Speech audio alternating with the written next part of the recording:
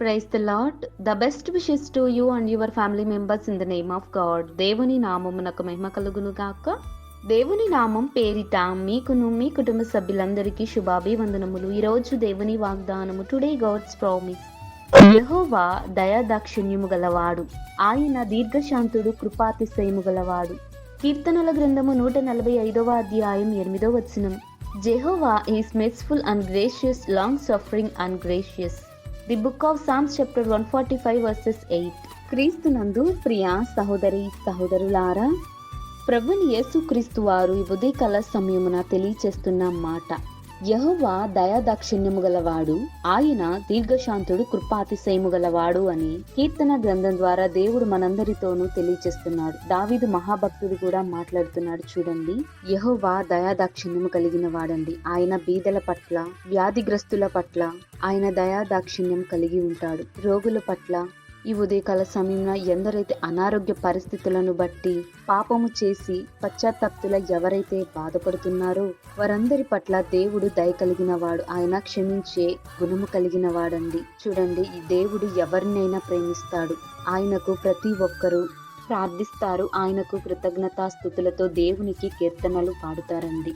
చూడండి, మనము ఎలా జీవిస్తున్నాము, ఎలా బ్రతుకుతున్నాము అనేది ఒకసారి మనం పరిశీలన చేసుకోవాలి. దేవునికి సమస్తమును సాధ్యమే కదా. ఈ లోకంలో ప్రతి ఒక్కరి పట్ల పాపము అనేది ఎక్కువైపోయింది. ఎలా పడితే అలా జీవిస్తున్నారు. కానీ దేవుడు ఎంతో బాధపడుతున్నాడండి. ఆయన దయా కలిగిన హృదయంతో ఎంతో బాధపడుతున్నాడు. తెలిసి చేసే తప్పులు, తెలియక చేసే తప్పుల వల్ల దేవుడు ఎంతగానో కృంగిపోతున్నాడండి. చూడండి, దేవుడు ప్రతి ఒక్కరిని చూస్తున్నాడు. మనం మారు మనసు పొందాలని, పాప క్షమాపణ కలిగి ఉండాలని అంటున్నాడు. ఆయన జాలి, దయ ప్రతి ఒక్కరి మీద చూపిస్తాడు. కళ్ళు లేని వారికి దేవుడు కళ్ళును దయచేయగలడు.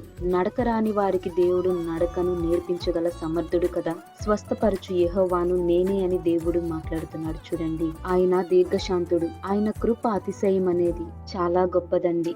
మనుషులకు దయ, దాక్షిణ్యం అవేవి ఉండవు. తమ ఇష్టానుసారంగా జీవిస్తారు. కానీ దేవుడు అలా జీవించే వ్యక్తి కాదండి. దేవుడు తన దయా హస్తాల ద్వారా, తన దయా గుణం ద్వారా, తన దయా హృదయం ద్వారా దేవుడు ప్రతి ఒక్కరిని ప్రేమిస్తున్నాడు. ఆయన మంచి దేవుడు అండి, గొప్ప దేవుడు. ప్రతికూల పరిస్థితులను తప్పించి ఆ పరిస్థితులను మార్చగల సమర్థుడు గనుక దేవుడు మనల్ని ప్రేమిస్తున్నాడు. కనుక నీవు నేను మనమందరమును దేవుని పట్ల దయాదాక్షిణ్యము కలిగి దేవునికి ప్రార్థించి దేవునికి కృతజ్ఞతాస్తుతులను చెల్లిస్తూ పాపక్షమాపణ కలిగి ఉన్నట్లయితే దేవుడు ప్రతి ఒక్కరిని తమ పాపం ద్వారా కృంగిపోతున్నారో దేవుడు వారిని చూస్తున్నాడు. కనుక ఈ ఉదయకాల సమయంలో ప్రతి ఒక్కరు మారు మనసు పొంది దేవునికి కృతజ్ఞతాస్తుతులను చెల్లిస్తూ ప్రార్థించే వ్యక్తిగా నీవు నేను మనమందరమును కలిగి ఉండే కృప దేవుడు మనందరికీ అనుగ్రహించునుగాక.